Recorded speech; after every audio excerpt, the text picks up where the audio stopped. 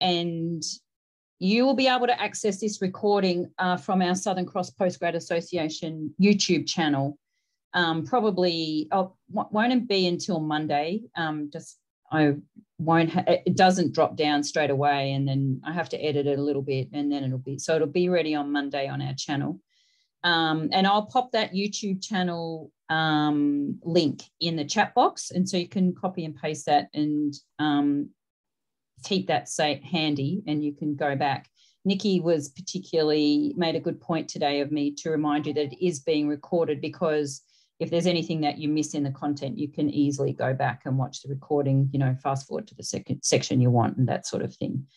There's lots of things happening in the Southern Cross Postgrad Association for the rest of the year, lots of training. We've got some good Microsoft, Excel and Word training coming up in August.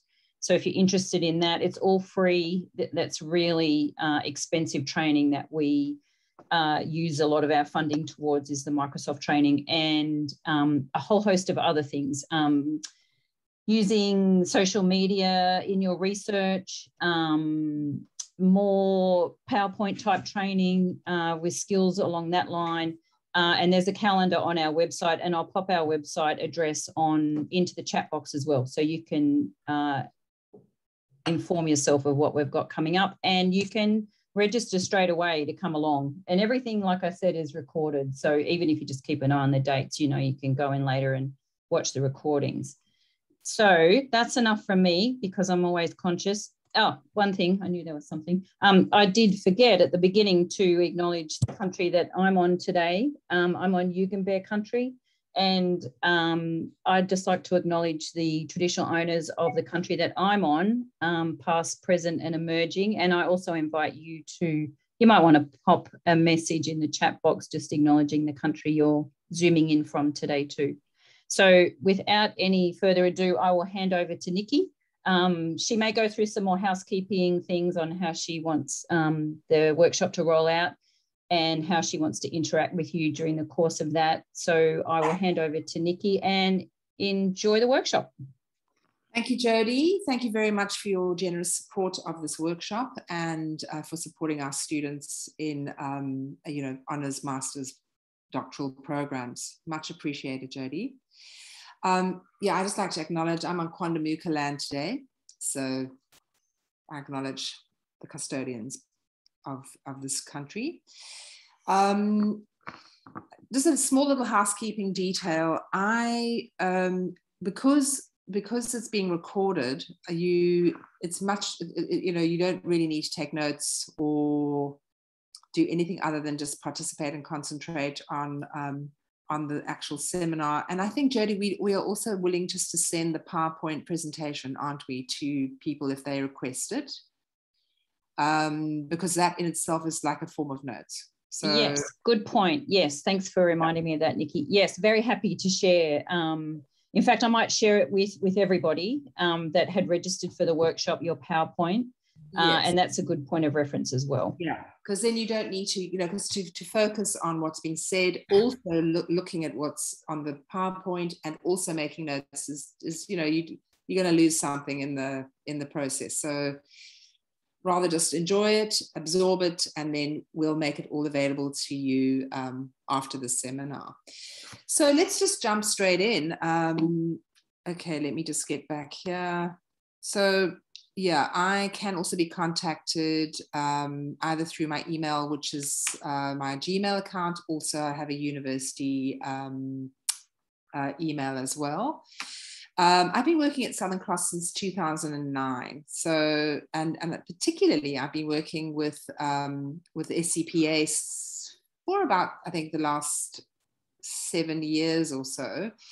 And so where this workshop, or rather this seminar, comes from is out of my work with individual students, HDR students, honours, masters, PhDs. At some point, we realized that the same issues and the same problems and the same challenges were coming up over and over and over again. And rather than working with individuals, it made a lot of sense just to put it into a seminar that was recorded, and then people can access the same information over and over again and at their leisure and at their convenience. So while the honors degree, the master's degree, the PhD have got obviously huge differences, but they also have a lot of similarities, and that's what we're going to be concentrating on today.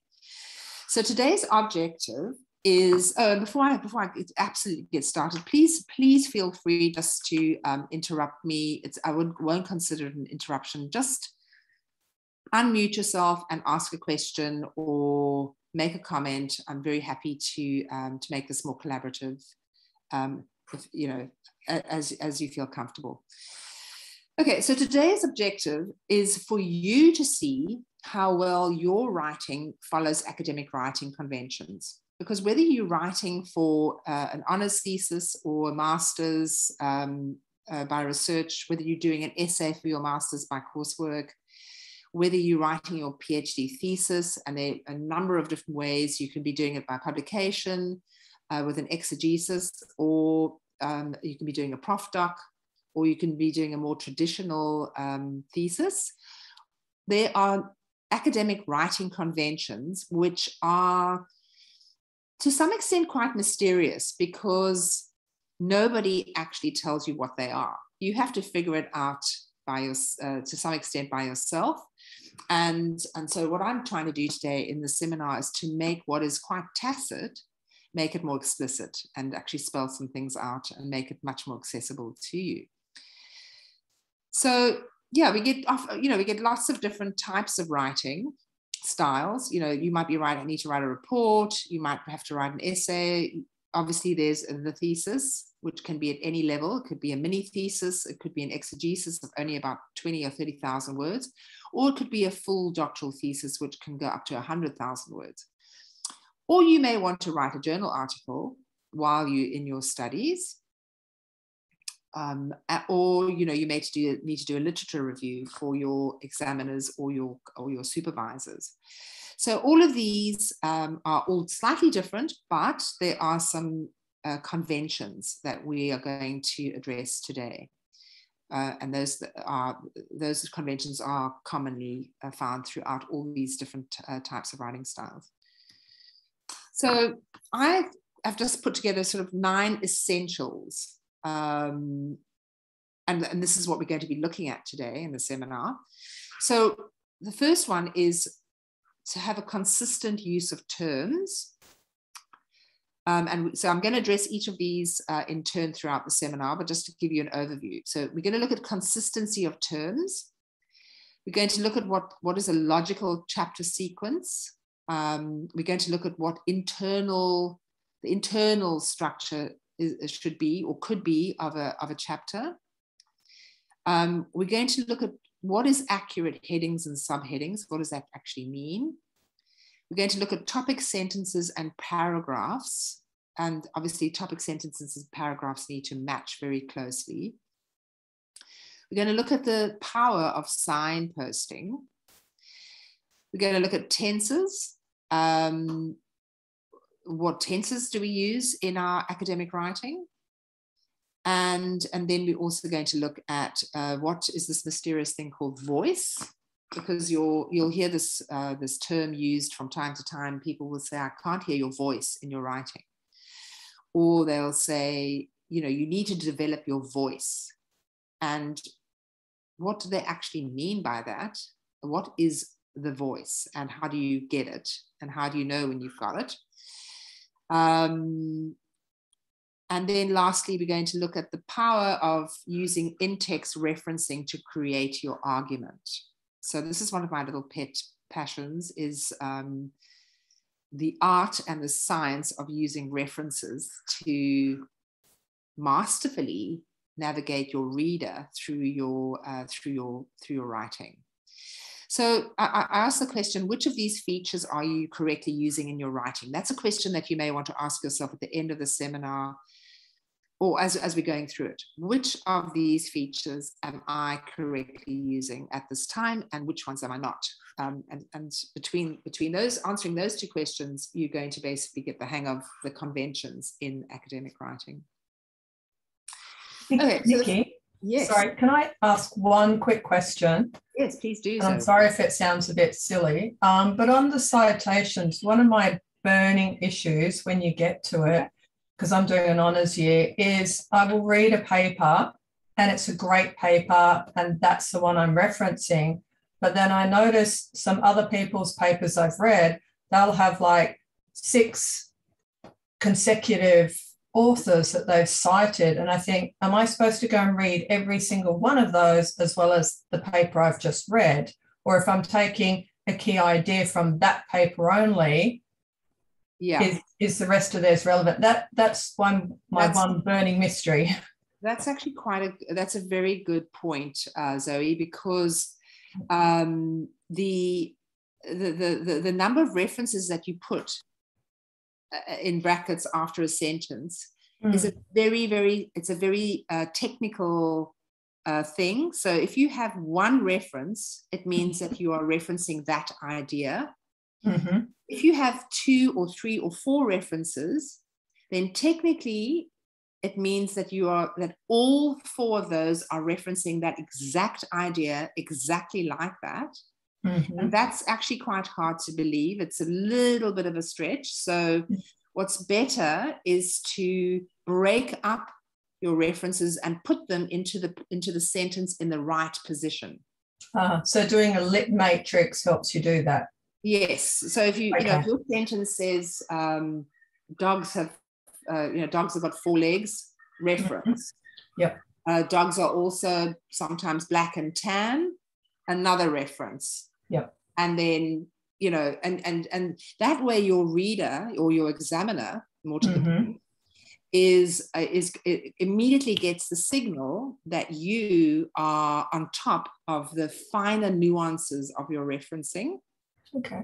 Because if you just lump 4 authors together, that's fuzzy. Who said what, and who are you referencing particularly? So it's a very good point that you just made. And you are actually correct. Yes. Okay, so let's keep going. So consistent use of terms is the first one of these essential things in academic writing.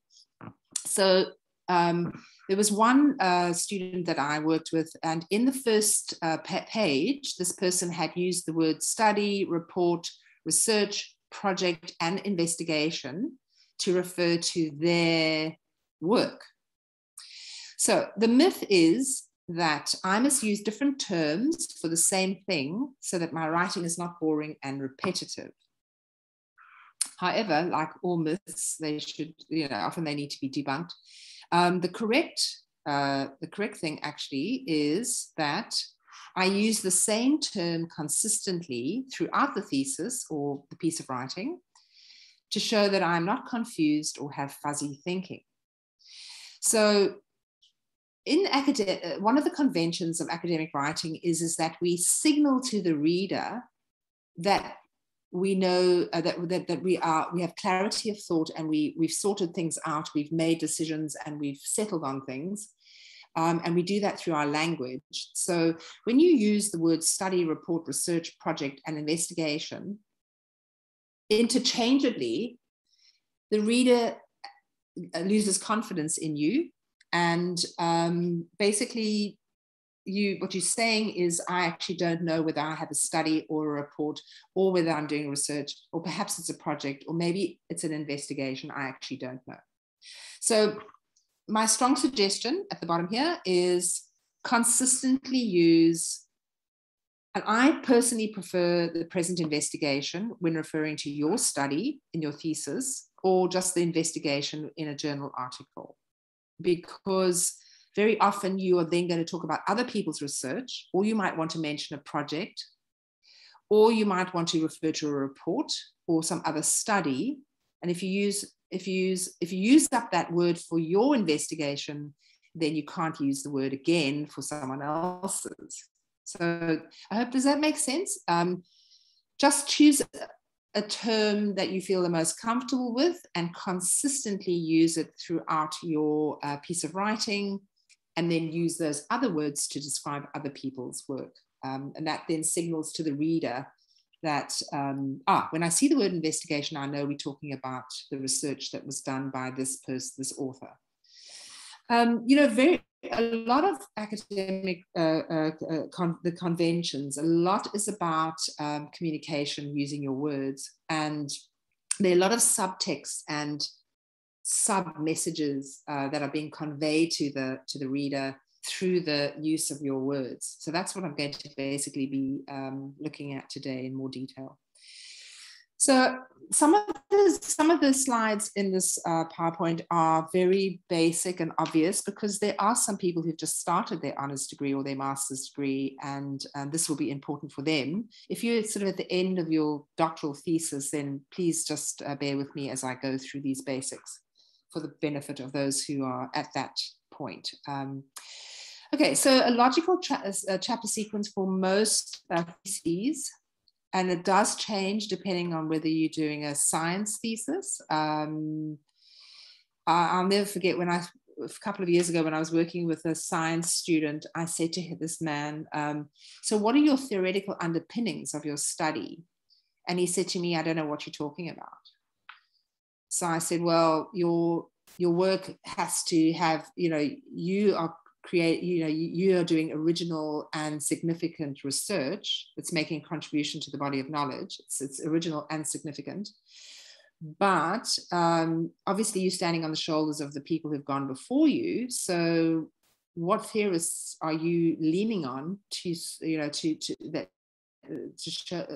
that you've built, that you're building on? And he actually had never heard the term theoretical underpinnings.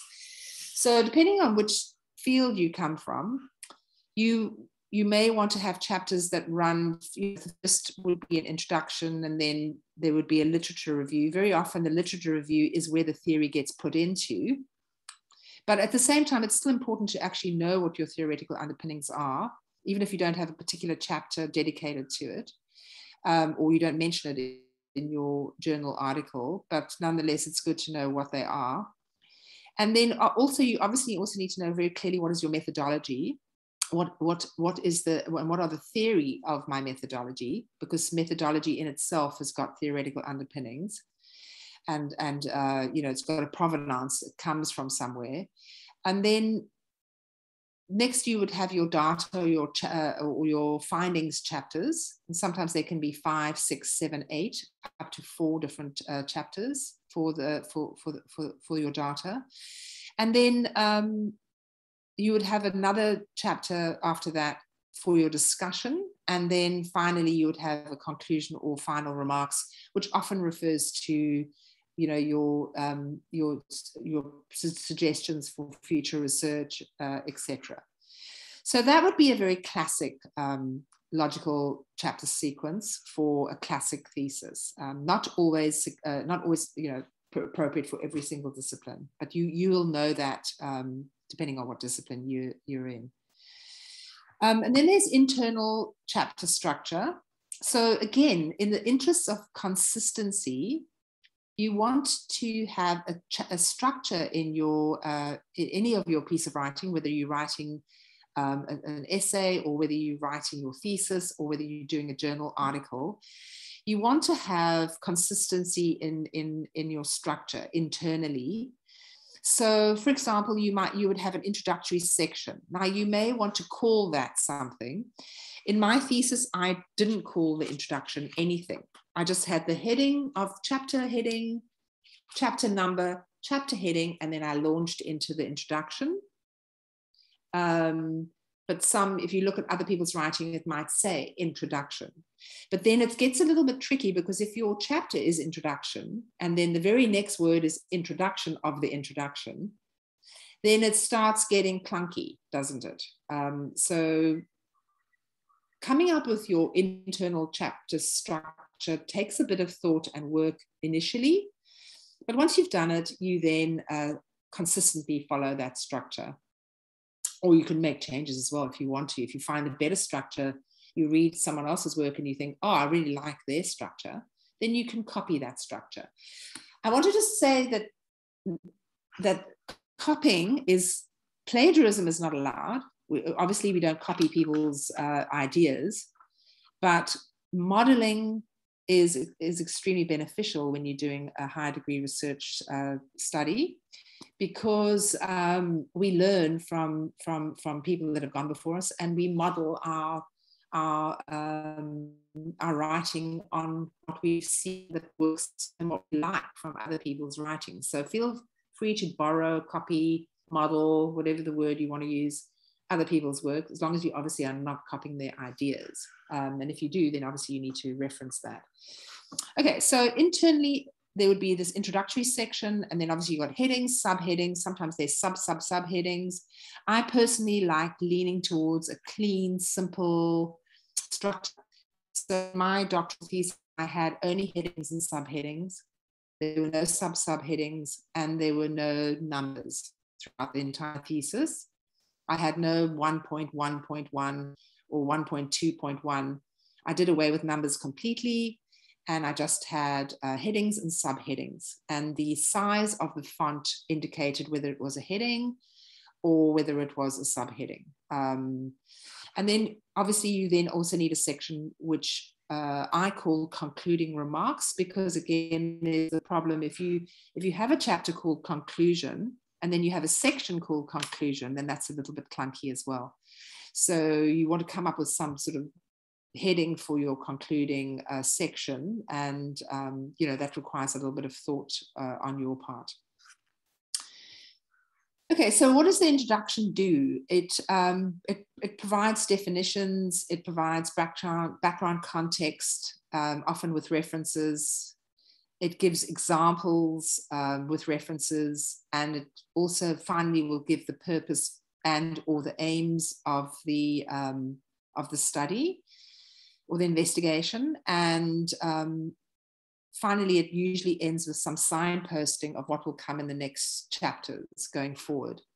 So that's a classic sort of logical progression of what an introduction does and looks like.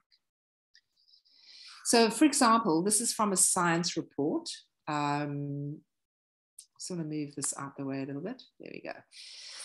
So this was a report on homeostasis. So the red is the definition. The green is the background context. The orange here, the blue here is some examples. And then finally, in this case, there was an aim. And then this last section in black is the signposting of what's going to come in the rest of the study. So I won't read through the whole of homeostasis, but I'm just showing you that. So you intentionally structure your introduction so that you're aware of what it is that, you know, the logical flow of your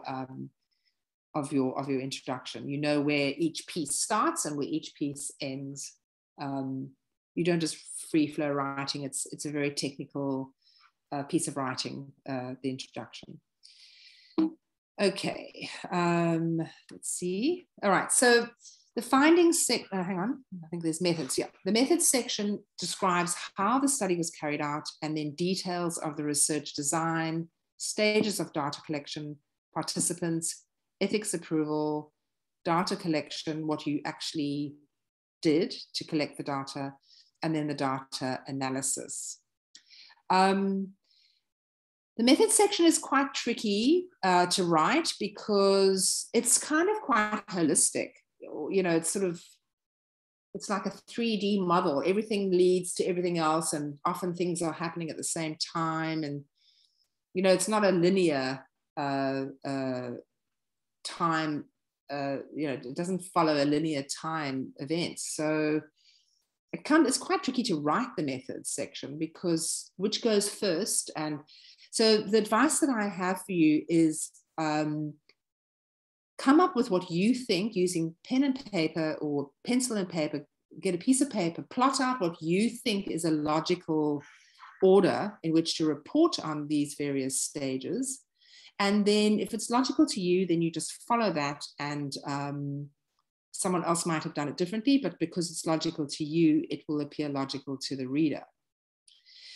Now, I just want to make a big point around the difference between methodology and methods. Methodology, there are dozens of methodologies. There could be hundreds of methodologies.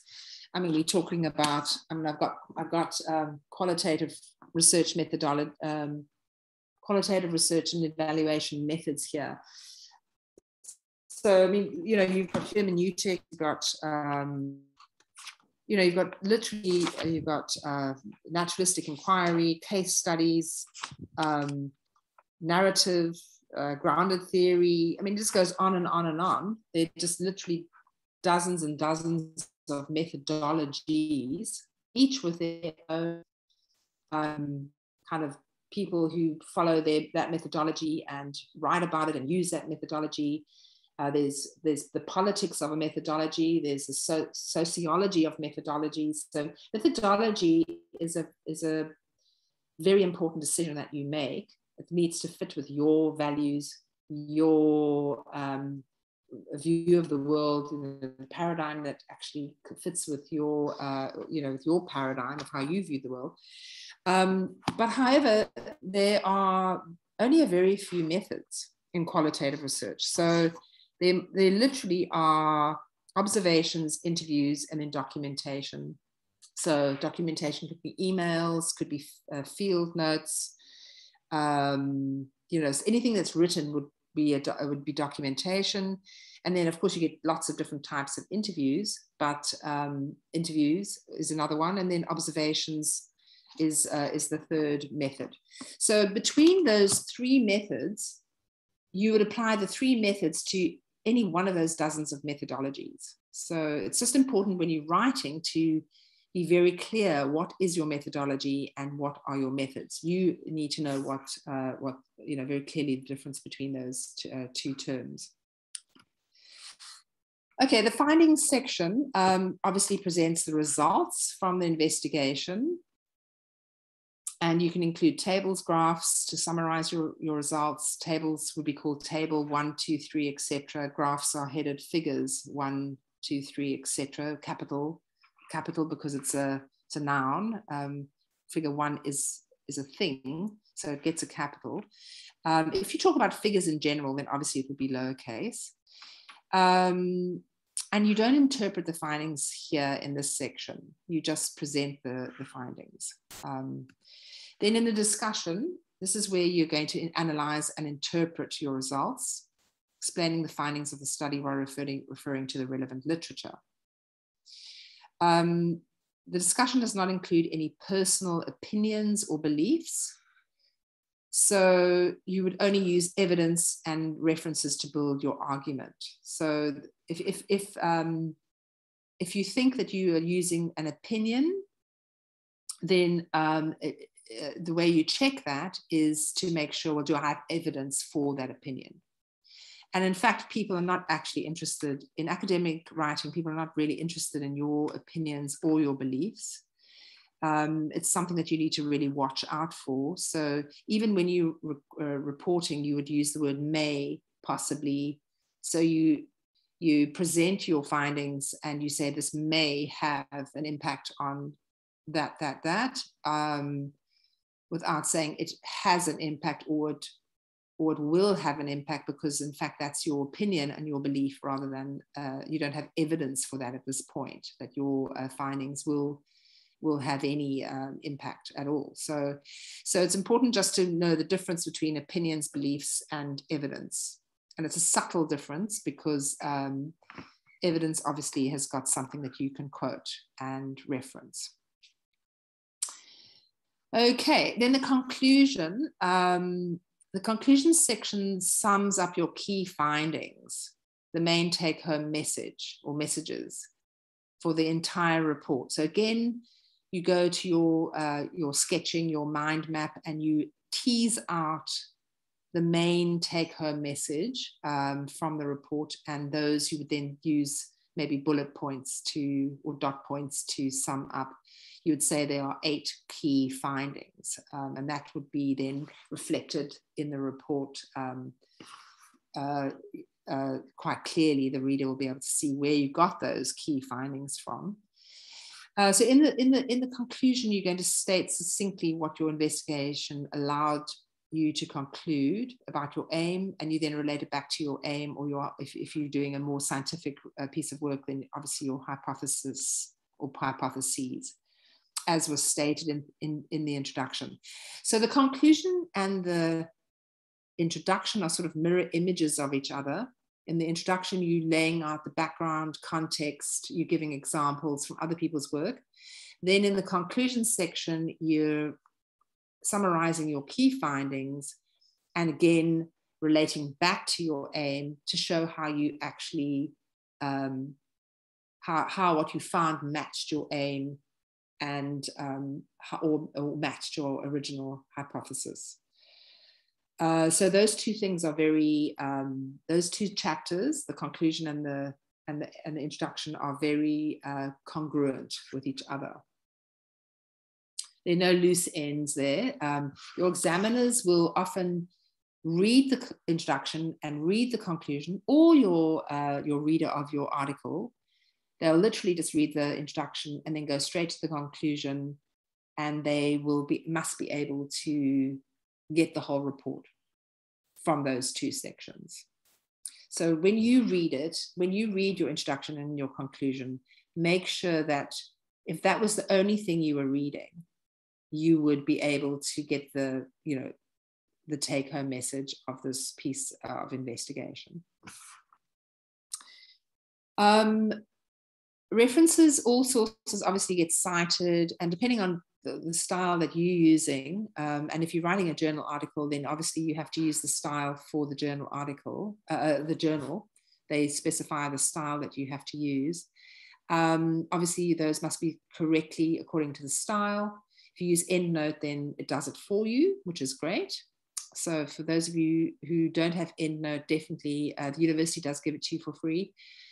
So download it, start using it, because with a click of literally a click of a button, you can transform it from APA to Chicago, say, or Harvard, and it's all done for you, which is very nice when you come to writing those journal articles. All the references used in the report need to be in alphabetical order in the references section, and obviously there are no widows and orphans, so you check that all your references that you've used in the text are absolutely identically match those in the references section, and vice versa. It can get quite challenging if you don't keep monitoring that and keep that in order.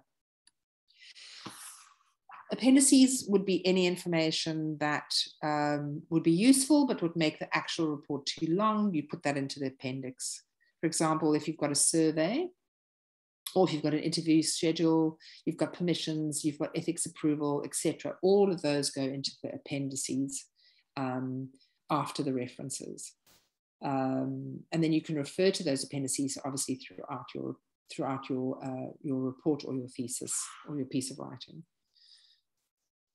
Okay, so now we come to another, go into a bit more detail now around paragraphs. So a very big problem that I've found with my work with high degree research students is this thing of the topic sentence.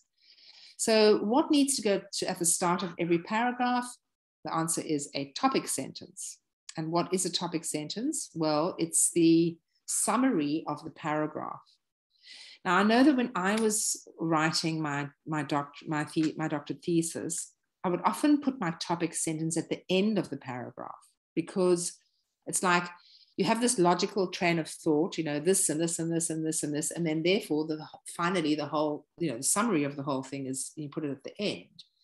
So I started getting used to cutting and pasting that last sentence and putting it first, because the topic sentence needs to summarize the paragraph.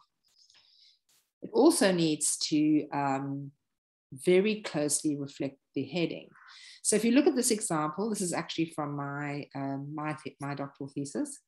There was a heading called Attributes and Behaviors of Effective Supervisors. So in the paragraph 1, the topic sentence was, there's been a trend in the literature to focus on the personal attributes and professional behaviors of effective supervisors. So you'll see there that the word attributes and behaviors and effective supervisors reflects exactly the heading. And what this does is it does two things. Firstly, what it does is it gives the reader or the examiner comfort that when they read the heading, they don't read something completely different and off topic as the topic sentence. Because if the topic sentence is summarizing the paragraph, then it's not unusual then to expect the heading of the paragraph to also reflect the summary and the main message of the paragraph. So the heading and the topic sentence need to be very, very closely related. Again, it's this thing of, oh, but isn't that boring and repetitive? No, it is consistent, and it shows that you've got clear thinking and not fuzzy thinking. So then if you look at the second paragraph, the literature has produced lists of personal attributes and professional behaviors that provide useful insights about what is required for effective supervision. Again, you can see that that topic sentence matches very closely the heading, as it should, because if you start finding yourself writing topic sentences for paragraphs that have got nothing to do with the heading, then it's probably time to create a new heading and start a whole new train of thought that is then congruent with your heading and your paragraphs. So this is a very technical thing. So when you write, just say to yourself, what is this paragraph about? You write your heading so that it reflects that, and then your topic sentences for all the paragraphs underneath that heading must summarize what the paragraph is about and also link to the heading. And this is a skill that you acquire over time. So you'll get very excited and you'll write something that you think is amazing and beautiful and very creative and forward thinking and everything else. But then you need to technically go back and just check that you have actually got a topic sentence and it follows these conventions.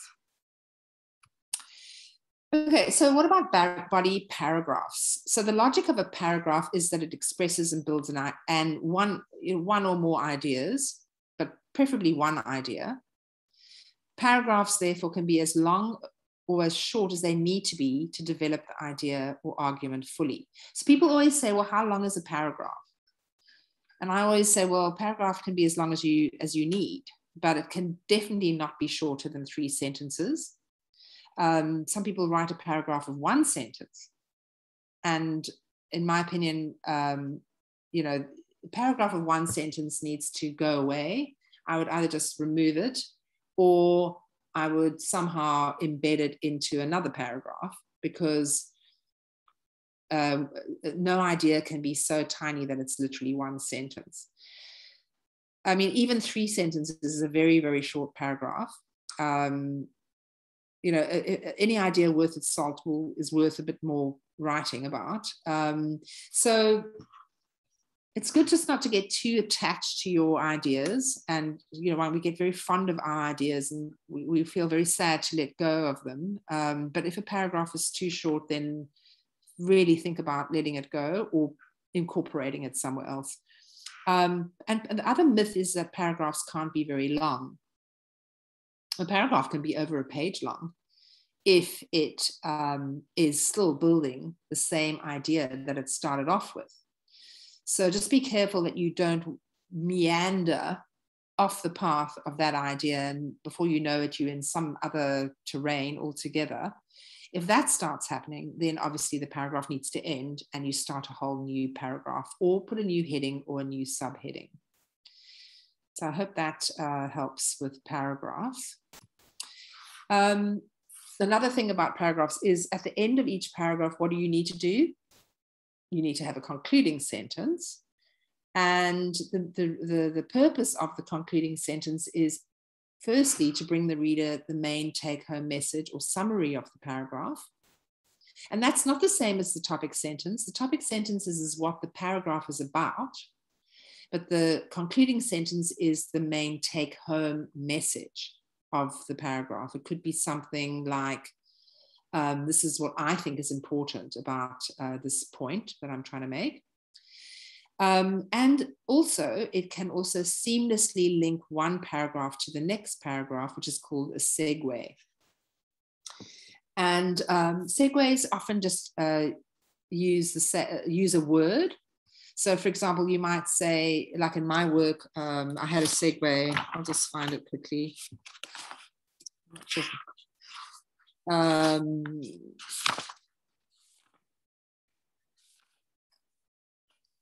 See if I can find it. Anyway, I think, yes, here it is. I was talking about lists of positive personal attributes of supervisors. So the last sentence of the paragraph was, lists do not address how rapport in successful supervisory relationships may be developed or maintained. Then the next heading was personal support. So you see that word, the word lists then gets used. So easily overlooked when the focus is on lists are the personal attributes and behaviors of doctoral supervisors.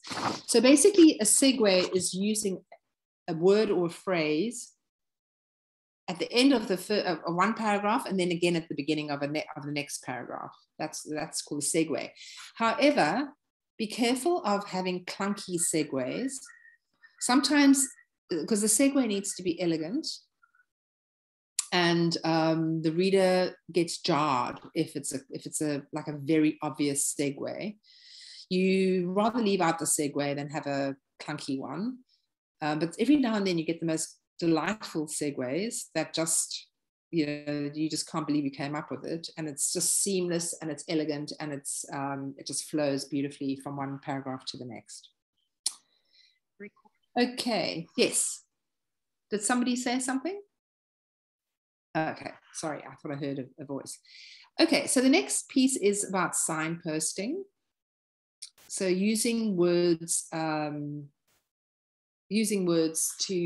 say, to very strategically using words to signal what you want the reader to get. And it's a very logical and intentional use of particular words. So this particular piece of writing was about group work. So there's this, the topic sentence is the strategy the group used was to allocate roles. So in other words, we now know this whole paragraph is going to be about allocating roles. The strategy was mainly to nominate a group leader who organized and delegated the work evenly amongst the members. Now, here's the first signposting. One of the benefits. So now we know that this is the first benefit that's being talked about. So of having roles is it does that. Then the next one is this use of the word also. So this would then be the second benefit. So role allocation also seemed to clarify what each person was responsible for and when the task was supposed to be done by. So you don't always have to say one of the benefits and then a second. You could say a second benefit, but you don't want to use the same style of writing all the way through. So you want to break it up a little bit. So you might say also, which indicates the second one. And then after you've talked about the benefits, you want to talk about the downfalls. So then you would say one of the downfalls, and then second, even though a member has position, this does not give them the right to criticize. So that would be a second downfall. Then next in the paragraph, you would say, but overall, this was a useful strategy. So that's again a signposting, summing everything up. So you had the benefits, you had the downfalls, and then overall. And then right here in the end, you would use the phrase, in the future, when participating in a group, allocating group roles will be essential to the success of the project. Furthermore, time should be allowed. So that's then would be the summarizing final sentence of the paragraph. So again, when you're writing, you need to take a step back and technically check that you've used signposting words to give the reader the logic of your paragraph and how you've divided it up and how you've addressed the different parts of the argument. Because critical thinking is about having benefits, knowing the benefits of something, and also knowing the downfalls of something. When you only present one side, you show a lack of critical thinking and bias. So readers are very alert to bias or lack of critical thinking. Yeah, so that's critical thinking, both sides of the issue. So even though you may have to decide in your writing because you have a particular argument, you nonetheless have to address the other sides of the issues, because otherwise the reader is going to want to know why you haven't done that. So you would bring in the others, and you can do it in such a way as it actually supports your argument. That's how the beauty of academic writing is, that you can actually, at the same time as pointing out the other side of the argument, you are breaking down that argument through how you write about it. Okay, so the different colors here are just simply, it's the same piece of writing, but this is showing one side of the argument, and then here's the downfall of that same thing, and then overall, this is your assessment of overall, what is, where do you land after having those two sides of an argument? And what does it mean in the future? Okay, all right, so the next thing that is a big concern and a big question and difficult is, how do I know what tense to use when I'm writing?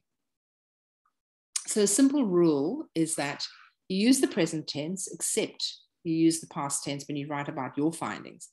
And obviously it's past tense, because if you carried out your study, let's say 18 months ago, and those findings are, those were your findings, then when you talk about them, you need to use past tense, because those findings did happen in the past.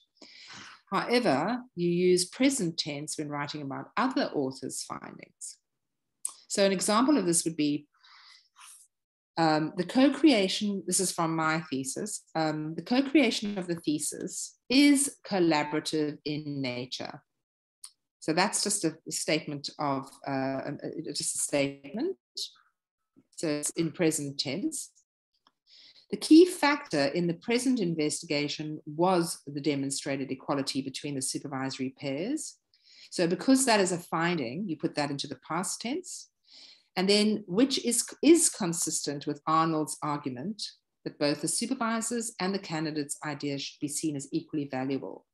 So in two sentences, you've used present tense, past tense, and present tense. And the simple rule is, if I'm talking about general matters, I use present tense.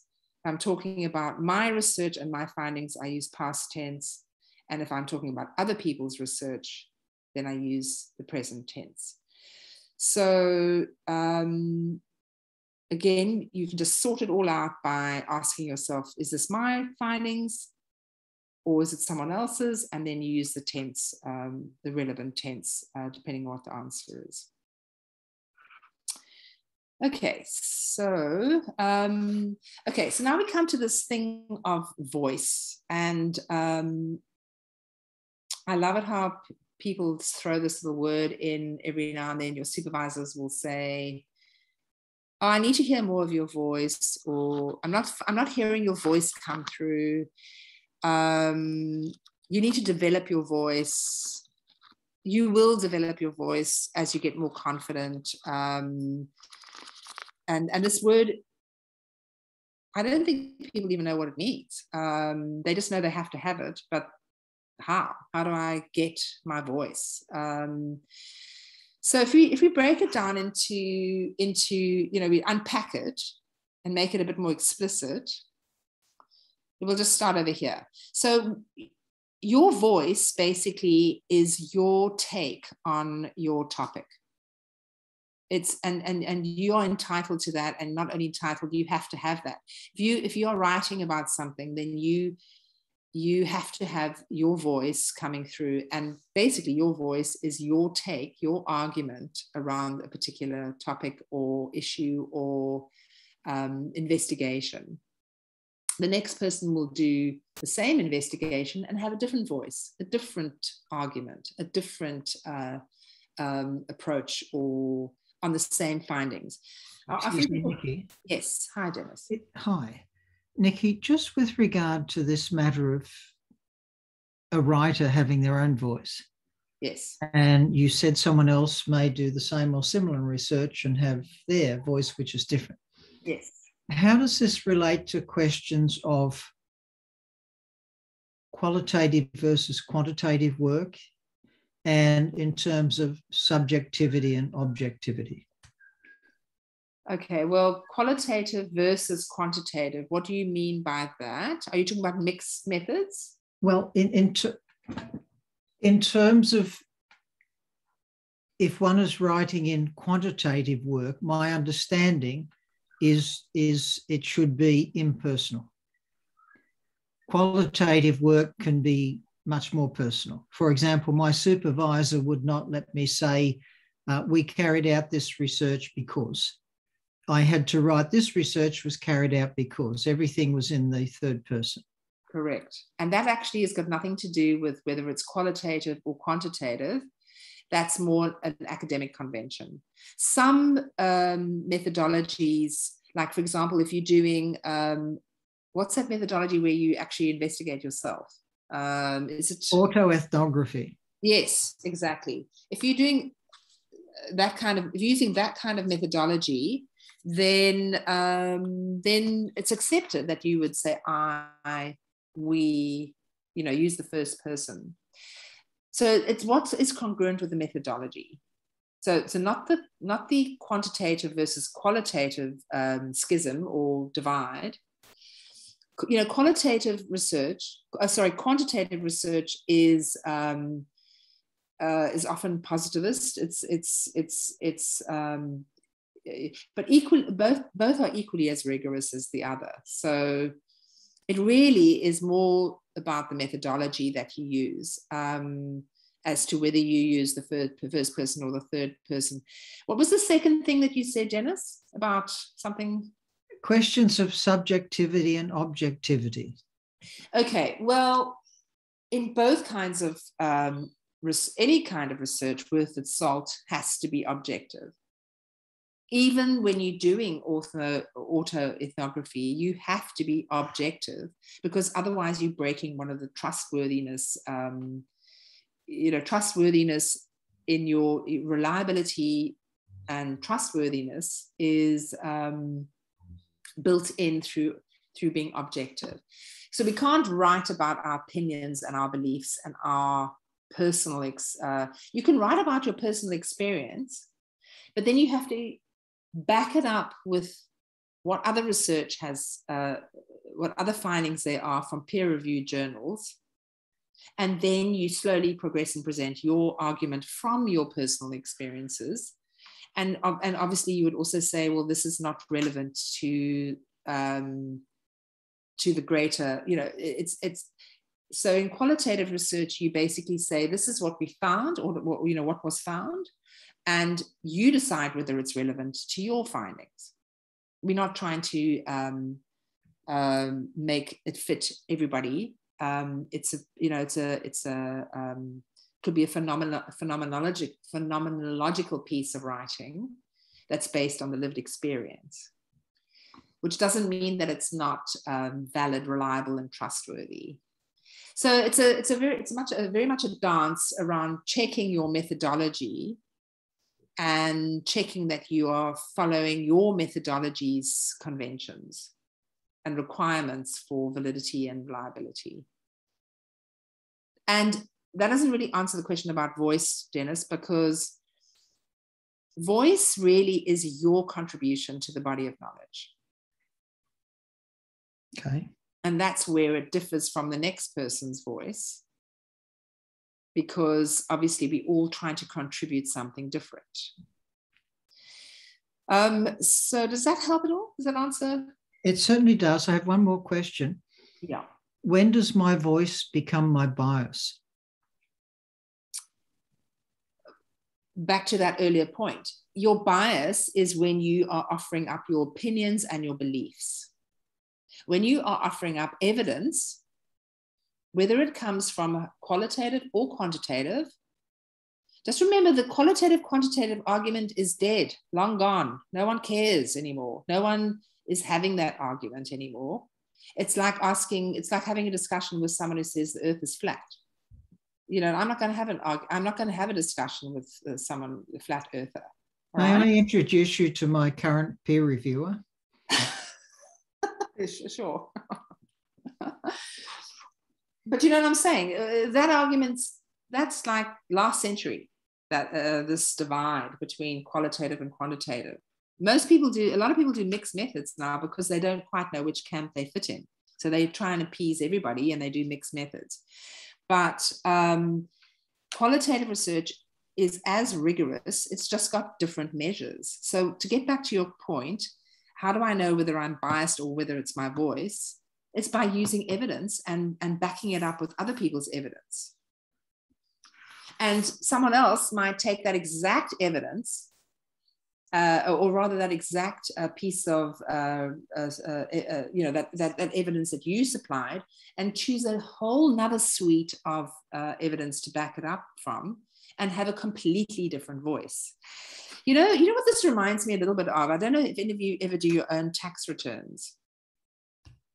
But anyway, at some point I used to do my own tax return. I don't anymore, but I used to. And it's a bit like you do your whole tax return and then you go, I'm not happy with that outcome. I'm going to go back and I'm going to tweak this thing, right?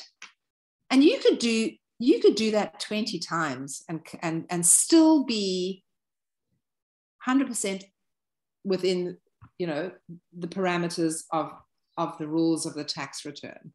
And yet the voice would be different every single time, wouldn't it? So it's similar to that. It's like my voice is my take on these various points. So what are the points? The points are, what methodology do I choose? That says a lot about my voice. I'm not going to choose something which is not congruent with my worldview. So if for example, I'm not fond of, say, the feminist writing or the feminist point of view or paradigm, then I would not choose a methodology that is coming from that particular paradigm, because it would jar with my my voice, right? And then, of course, the style of writing is also part of your voice. It's how you write, and you need to just write according to your own style. Then there's your point of view. Now, your point of view is your own point of view. Someone else might have a completely different point of view, but you need to know what your point of view is, and you need to know how to back it up with evidence that supports your point of view. Is that biased? Well, there's a fine line there, isn't there? But as long as bias is when you are not willing to consider any of the alternatives to your point of view. Bias is when you don't even acknowledge that there is another point of view. That's bias is not. Bias is when there's no critical thinking present in the writing. And then you've got, of course, your theoretical underpinnings, which have to very elegantly match your methodology. So you're not going to put a methodology that jars with the theoretical that you've chosen. They need to elegantly support each other. But your choice of theoretical is a huge role in your voice, because the next person will do the same study as you are doing and choose a completely different theoretical underpinning. And then the study will come out looking very, very different, and the voice will be very different. So, and then the last thing of voice is about having confidence and tone. So confidence is, and often people who read your work, whether it be like a peer review, you know, when you send your work to journals, you have editors who anonymously give you feedback on your work, on your article, or your supervisors if you're writing a thesis. And they'll say you lack confidence in your writing. So we'll talk about that in a minute, because how you have confidence is through your use of referencing. So I'm going to leave that one for, we're going to move on to that in more detail in a minute. Now, this thing of tone is to do with the tone of your writing would be like the tone of your voice if you were speaking out loud. It's like, it's the choice of words. So it would be, if you want to present, say, your findings, you would say, this may be useful in the future to this group of practitioners. You wouldn't say, this is useful to practitioners, because you don't know that yet. Your work, when someone else is writing about your work and they've proved that, that your thing works, then you can start saying, it was shown to work in this environment. So that's tone. That's like not being overconfident and not being underconfident. Tone is sort of presenting, it's something that you just get a feel for, about when to be very assertive about something that you're saying and when to just be a little bit more tentative. That is the area of tone. So between all these factors, you end up with your voice. And so when we unpack it, it's actually not that mysterious after all. I want to move on now to this thing of confidence. How do I write with confidence? So how we do that is through our use of in-text referencing. Now, just remember what I said in the beginning. The whole thing about academic writing is that there's the actual written word, and then there's the subliminal or the subtext, the messages, the tacit messages that you are conveying to your reader through your choice of words. You basically, with your voice, are saying to the reader, this is what I want you to believe about this topic. This is my take on it. My research is solid, in the sense that it's it's valid, reliable, trustworthy, and I can prove that to you by laying all those things that I've done to ensure that reliability and that trustworthiness. And I want you now to believe what I'm saying. I'm going to convince you that I'm right about this, because this is my argument. And we do this mainly through our use of in-text referencing. So isn't that amazing that one can get so much conveyed just through this one practice of in-text referencing?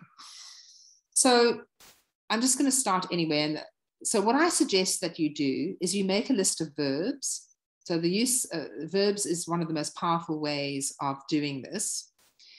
So when I did this seminar as a workshop, because back in the day we used to meet face-to-face, I got everybody to get all the verbs from their writing. So choose a chapter or an article that you've written and pick out all the verbs that you've used in each of your references and make a list. And then start building that list. So you need to have a list of, when I did it, I had literally like a foolscap piece of paper filled with verbs. So maybe 100 verbs.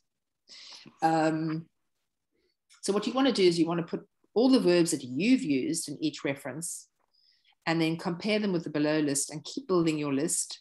And if you see a new verb, just grab it and put it into your list and keep it handy while you're writing. You need to use your verbs intelligently and creatively in each sentence and knowingly. So the verb isn't just thrown in there because it's time for a new verb. You have to judiciously choose the verbs that you use. So let me give you an example. So the verbs that you use in your referencing show that you've read and understood the reference. So for example, let's say, I'm just trying to think of something very generic.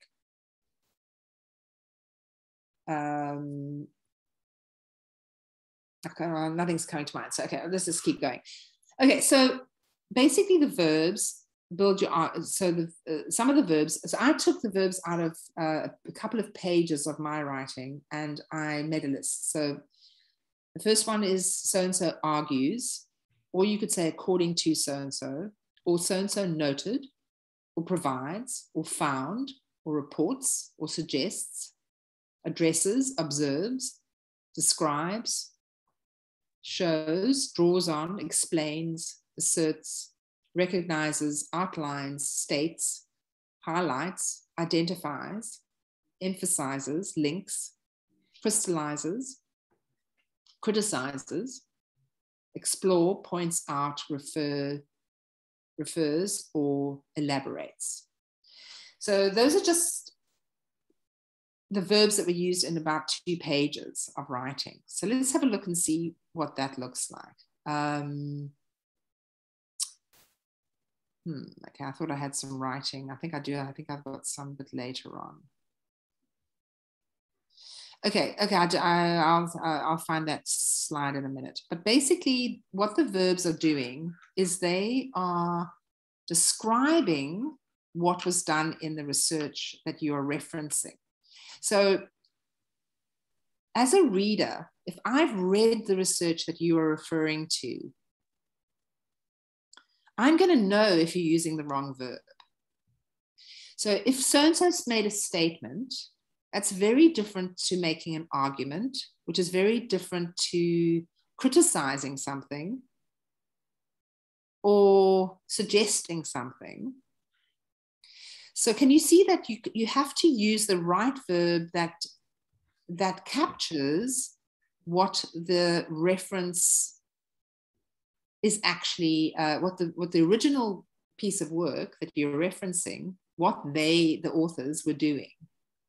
If you use the wrong verb, then the reader will know that you either haven't read the reference or you haven't understood it. Wow. Does that make sense? Yes, it does. It's just something I've never come across before. And this is what creates the power of your argument, and this is what creates confidence, because you know that you've read the piece of work,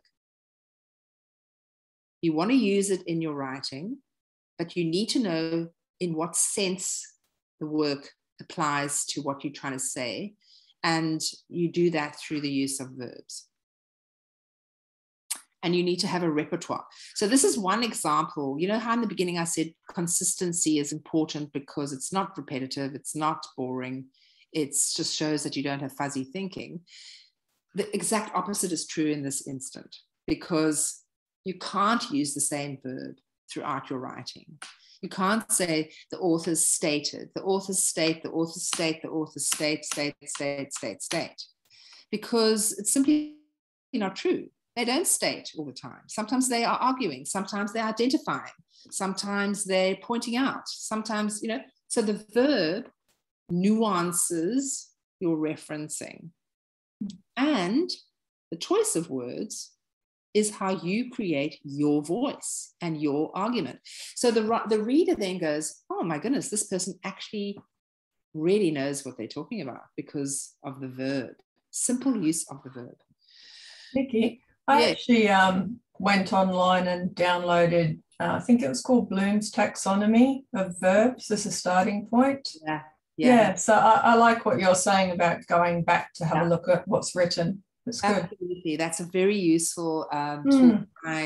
Thanks for recommending that, Zoe. It's a fabulous start to you can start there and then keep adding as the verbs come up for you and as you see new ones, and very useful starting point. But your use of verbs is your power. It's your superpower, because no one tells you which verb to use, and it's your subtext, your message that you're sending the reader. It's very, very subtly, all wrapped up in the verb you choose. All right, so how do you express your argument? so it is important that your argument is present in your writing. And yet you can't be too pushy and you can't be lacking confidence. So you've got to find this sweet spot of confident, but not overconfident. So how we do that is by strong referencing. So obviously we know that you get powerful versus weak referencing. And I mean, this is just saying, obviously our references are in-text citations, and then that those match exactly the ones in our reference list.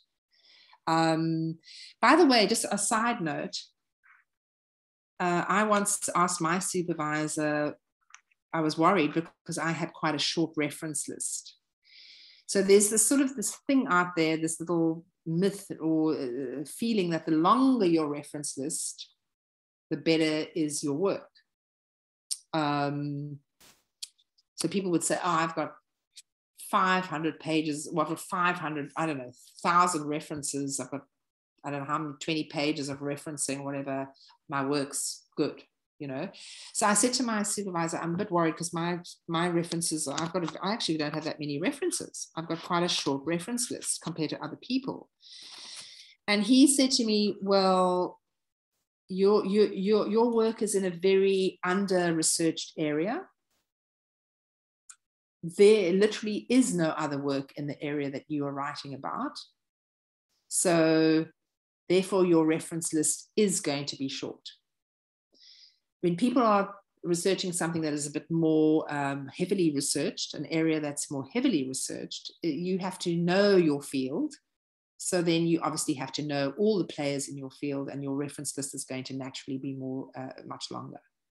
So in actual fact, length of the reference list is completely irrelevant. And it's another example of confidence, because some people will list every single reference in the field because they actually don't feel confident. It's more powerful to judiciously choose your reference group, making sure you don't leave anybody out, though, of course. It's all very subtle, these conventions. Okay, so I'm just going to use an example from this piece of writing by Turner et al.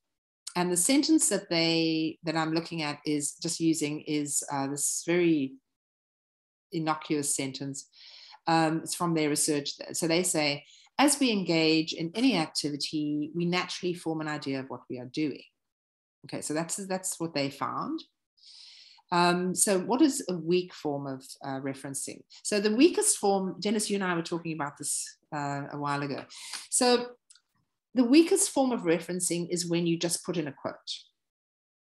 So you're writing away and the next minute you just have this quote, as we engage in any activity, and it's a direct quote. So use your, you do it correctly. You put your quotation marks, you put your reference and the page number. So you've done it, it's all technically 100% correct, but it's a weak form of referencing because why?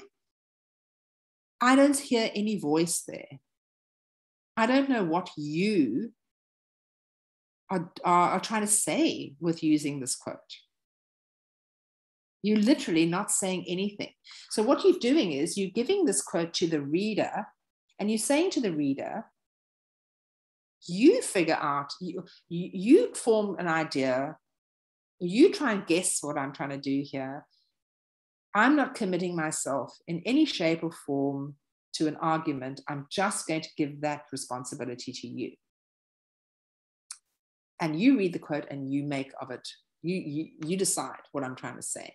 So, Nicki, this is lazy. It's lazy, and it's an appeal to authority. Correct. Turner said this, so it must be right. That's exactly right. And therefore, you lack confidence, and therefore people say, I want to hear your voice. So when you use a lot of quoting, you're scared to have your own voice. You rather abdicate that and give that to authority, as you say. Give that away. So you can quote, and quoting is actually only useful in two instances. The one is when someone absolutely incredible said something that you you feel you can't not mention. So let's say you're doing a political piece or whatever, and you want to say something that Mr. Nelson Mandela said, or Mr. Gandhi said, or someone very, very, very well known, someone very famous, and you want to sort of give honor to this person or whatever, and so you put in a quote by this person. Maybe you get, there might be an argument and a case for doing that. The second instant where you would use a quote is where you are trying to build an argument and you want to provide evidence for your argument using other people's exact words. So you might say, I don't agree with sending people to the moon or whatever. And then you'd quote and say something from NASA where they said, we're sending so many people to the moon. So you're using that quote as ammunition for your argument. Then it's acceptable to use a quote, but really only in those two instances. Okay, so yes. I have one more question. Yeah. I'm not sure this is relevant. If it isn't, tell me, it's no problem.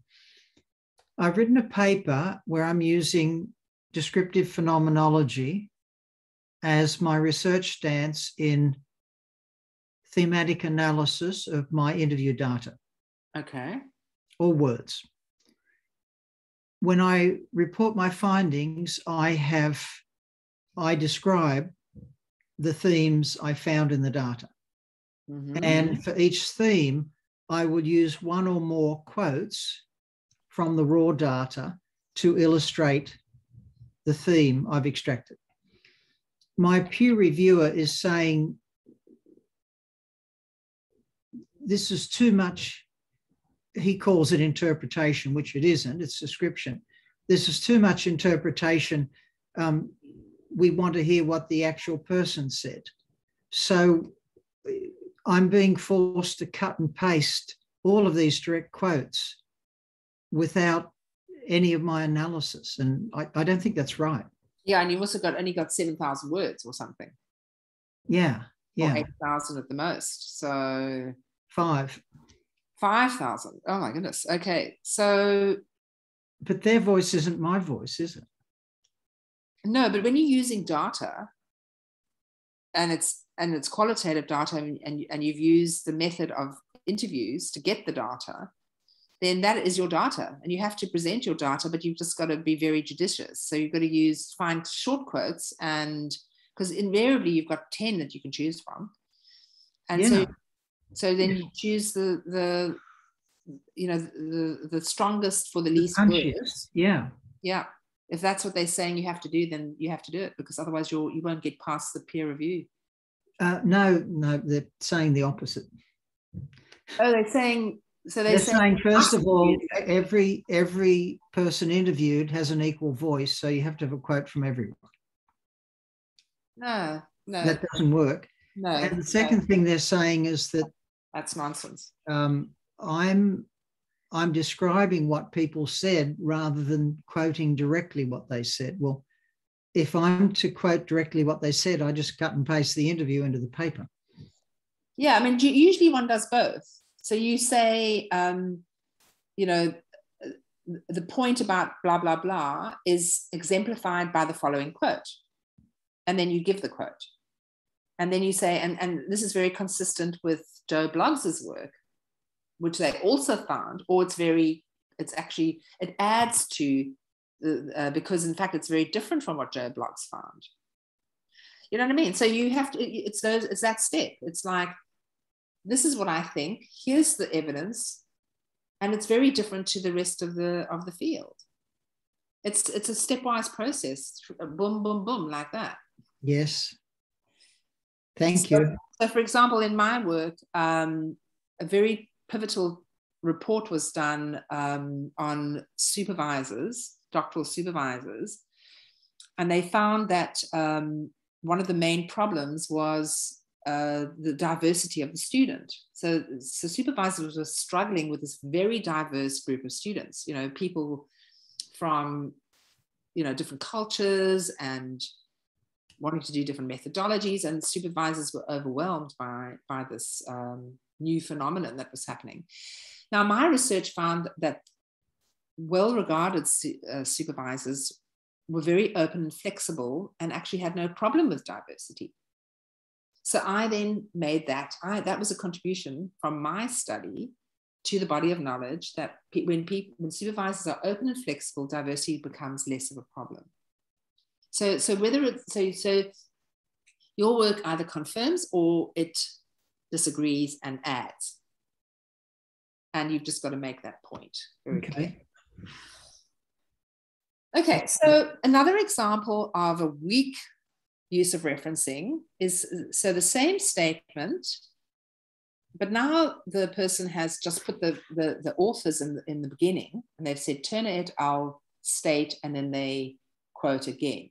So it's a little bit better, because at least now it's not just, because where you put the authors is also weak. So when it's just in brackets like that, that's the weakest form of all. Here it's slightly better, because at least you're now extracting the authors and you're saying that they stated. So now at least you're using a verb, right? In the first one, there's no verb. So no one's done anything. No one's, they haven't done anything, and you haven't interpreted what they've done. You've just left it all out. Here, you've actually said that these people are stating something. So at least now you've got a bit of an opinion or a bit of an interpretation on this piece of research, and you're willing to, to make a bit of a statement there that they're stating this, and then you're quoting again. So it's still weak, but it's slightly improved. Then when you then use the authors and you use another verb, a slightly stronger verb, like you're saying, they're arguing that this type of engagement assists in forming perspectives about the activity one might be involved in. Now you're adding the benefit of paraphrasing. So now all of a sudden there are no inverted, there's no commas. So you've paraphrased and you've got a verb. So now this is a much stronger reference. Your voice is now coming through because you've chosen the right verb. And in actual fact, what you're saying, the subtext of what you're saying is that you are arguing this point. And you're just leaning on Turner because they've got evidence for it. So the subtext is, believe me, believe my argument because Turner et al. Also argue this. Very subtly, that's the message you're giving your reader. And you've paraphrased, so you actually understand what Turner et al. Are saying. Another weak one is you've paraphrased. So this type of engagement assists in forming perspectives about the activity one might be involved in. So now you've paraphrased, but again, there's no verb. So it's one up from this one over here. Okay, and then the last one, the strongest one is, well, it's as strong as the previous one, but here you've actually extrapolated the date and you've separated it from the authors. So for some reason, you think that the fact that this was done in 2011 is important. So now the reader goes, okay, so this 2011, this is what these people were thinking and arguing. And you've used a verb and you've paraphrased. So again, that is quite a strong form of referencing. Okay, so now another way of doing this is to intentionally nuance by using, and I'll just put them all in, oopsie, sorry. You nuance by using the content, the author, the study, or your point of view. So you need to be aware when you're writing whether you are, you need to be aware of and intentionally aware of what you're trying to achieve. So if you want to foreground the content, So in this statement, the study says drinking too much fruit juice may make children fat. Notice that they use the word may, because that's the correct academic convention. We don't say anything definitive because nothing's proven until there's a lot of evidence and it becomes a law. Until it's a scientific law, it's just it's evidence, and there's a train of thought and maybe a few theories floating around. But so we always use the word may. It's sort of like a respectful thing. It doesn't mean that you lack confidence. It just means that you are keeping within the boundaries of research. So if you're going to say drinking too much fruit juice may make children fat, then that's foregrounding the content. Or you may say Rumble explains that drinking too much fruit juice may make children fat. That's foregrounding the author. Then this next one, in his longitudinal study between then and then, Rumble in 2007 found that drinking too much fruit juice may make children fat. So now you're foregrounding the study. You're saying that it was a longitudinal study. It took place over these years. And the last one is children may be fat because they're drinking too much fruit juice. This is consistent with Rumble. Now that's your point of view, and you're just using Rumble to back you up. So the main message here is be aware of whether, and judiciously decide to use content, author, or the study, or your point of view, and know what you're doing and why you're doing it. This is how you have an argument, and this is how you present your voice, is by knowing how to use your references to get your point of view across. Okay. All right. Okay, another way to create your argument is to use signposting. So I just want to go through this section here just to point some things out. So this is from my my doctoral thesis. So if I use the word some studies, then I need to have 1, 2, 3, at least 2 or 3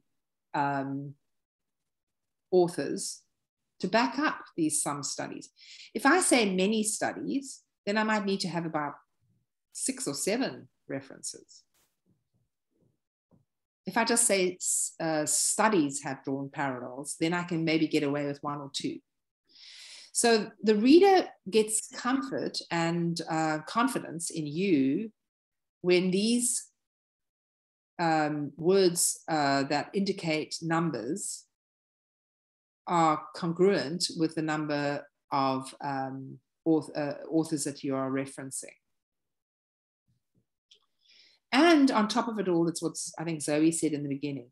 You can't, did all these authors say exactly that thing? They better have, otherwise you can't use it in that manner. You have to then break it up. But in this case, all those authors did actually say that exact thing. That these people are the only people that have drawn parallels between doctoral supervision and the helping professions. So in fact, what I was doing in that sentence was showing the reader that my argument that supervisory relationships are very similar to helping professions, the only other people in the world who've made that observation are these people, Arnold, Grant, and McMichael, and Gary. So a hell of a lot is being achieved in that one sentence. I'm showing the reader my argument, I'm backing it up with research, and I'm showing that I know the field. I'm doing 3 things in one sentence. And I'm aware that I'm doing it. So can you see how powerful referencing is for a voice and developing your argument? Okay, the next sentence. Bartlett and Mercer argue that many aspects of the doctoral supervisory relationship are to be found in a range of other professional relationships, including those in mentoring, personnel, supervision between psychoanalysts. So they arguing that, and so am I arguing that. So I'm piggybacking onto Bartlett and Mercer by using that verb. And then I wanted to drive the point home. So I say, similarly, Whisker also note that supervision has in common with these other things. And further, Arnold argues that supervisory pedagogy may benefit from, all of these things. So, and then finally, consistent with this idea is Grant's. So basically, through this paragraph, I am showing the reader that I have mastered the field. This is the whole field. I haven't left anybody out. And this is my argument, and this is, my work is supported by these people. So we actually, and then there is a quote in here as well, actually, look at that. Peculiarly intense, da, da, da. So that judiciously, I use that quote to further drive home my confidence in this idea. So I think the main message is you create your argument by using your referencing very, very, very, in a very nuanced way. And it's through using verbs and through signposting and through having a logical flow as well. Okay, I think I'll leave that one out. Okay, so just to finish off, because we are coming to the end of our time, the ways of publishing are through conferences and journal articles. Either you can do an abstract, you can do a full paper, you can do a poster, or you can be a single author or co-author with your supervisors. Okay, so I just want to just share this last slide with people. What I did and what you can do as well is when you've finished your thesis, you can cut and paste your chapters and produce about 5 to 8 articles from your thesis. So for example, this is what I did in the last few years. So I took my introduction chapter and my literature review, and I did a position paper. It was called Is Mindfulness a Useful Next Trend in Doctoral Supervision, published by AUR. So I literally took those 2 chapters and I blended them together, edited it, and produced a position paper. Then the methodology chapter, you can publish in a methodology journal.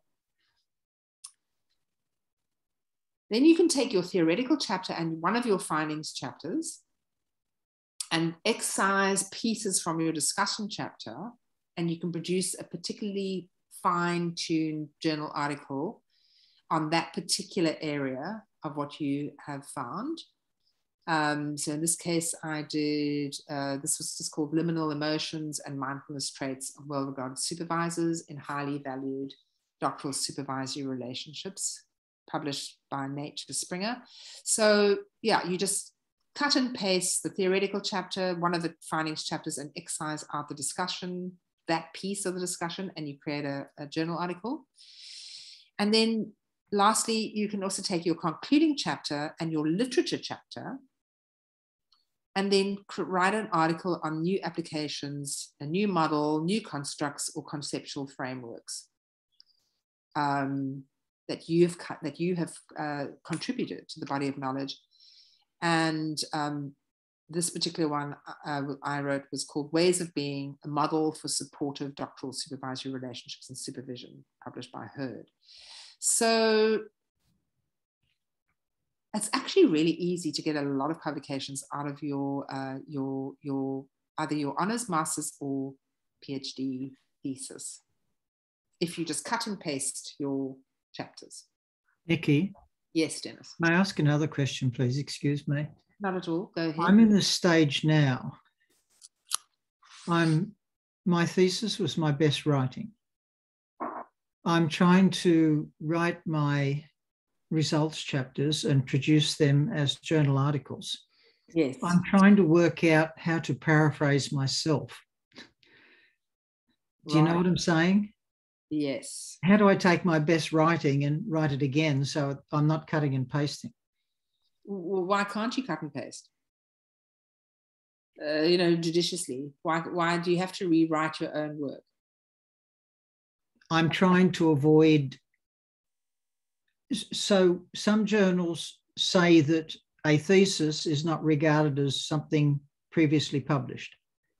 Others do regard it as previously published. But then you quote yourself from your thesis. You just say unpublished thesis or... All right. And then as soon as you've published the first one, then you quote yourself after that. You then say Buirski 2021 found da da da. You then treat yourself as an author in your next article. Okay. Right? Because it's done, it's published. So you can use it. So the thesis is available publicly on the university research repository. That's right. And it gets is that class is being published or not published? That's something you have to check with the library for SCU. But I mean, my thesis has been downloaded a thousand times. You know, and they give you that little report where they show you all the time where and when it's been, not when, yeah, every month they give you that. Yes. So your work has been published by Southern Cross University. It's available globally. So you quote yourself at that point. Okay. In your new writing. Okay. It's just having that confidence to, because it's published, so therefore it can be quoted. Okay, so I just want to conclude by saying that if you could just think of this as a checklist, you ask yourself, I've got an introduction and a conclusion that uses a consistent heading. So there's nothing worse than reading a thesis that has a different, every chapter has got a different structure. So here, consistency is very good. Secondly, each body paragraph is addressing a different idea and it's summarized by the topic sentence. So check your subtopic sentences. Technically, your reader can read only your topic sentences and get your whole thesis or your journal article. Literally, that's like a very succinct version of what you've just written.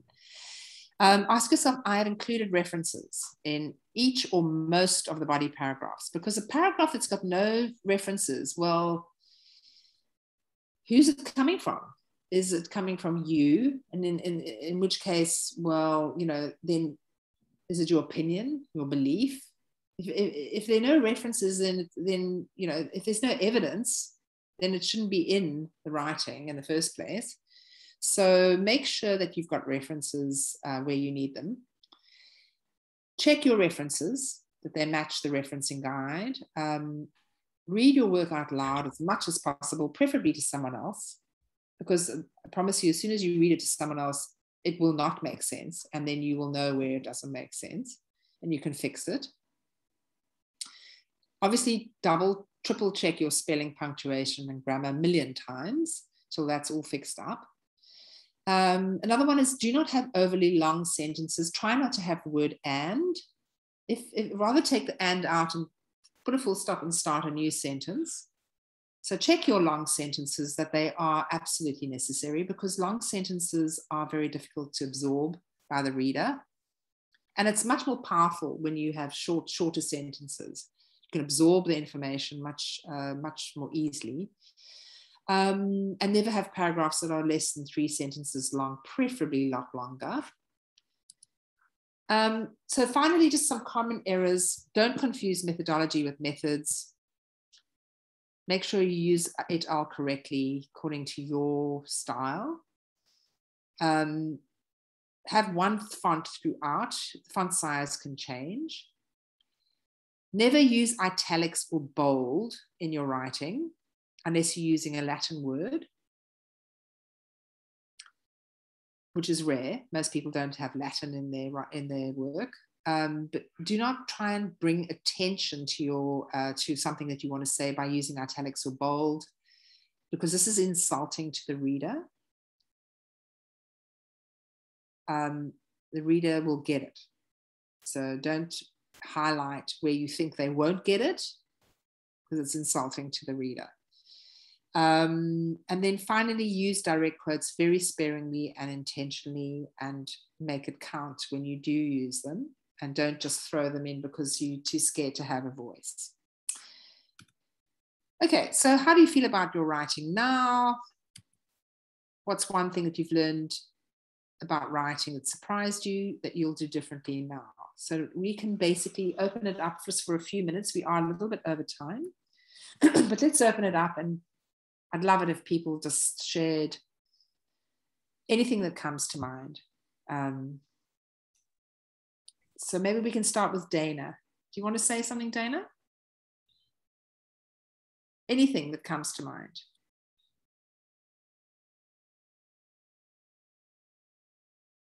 Just make sure to unmute your, just click on the unmute. There you go.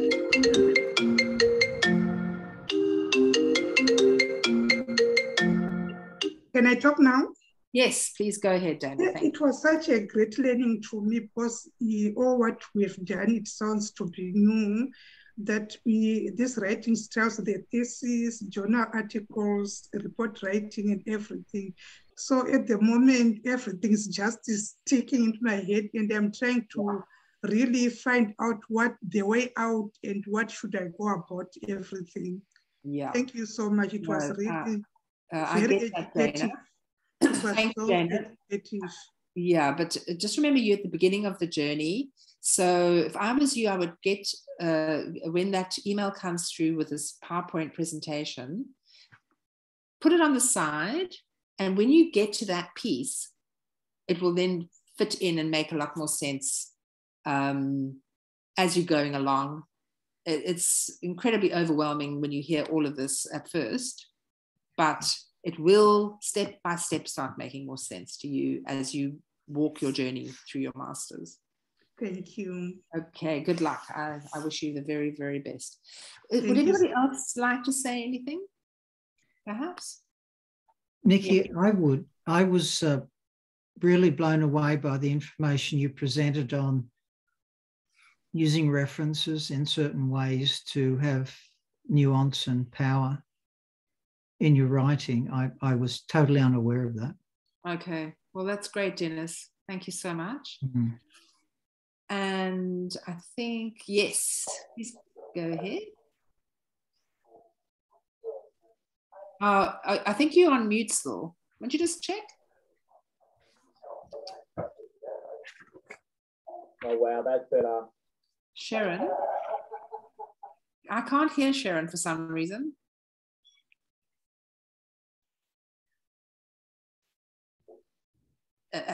Is it muted or no? I want to hear what you want. I want to hear what he's going to say.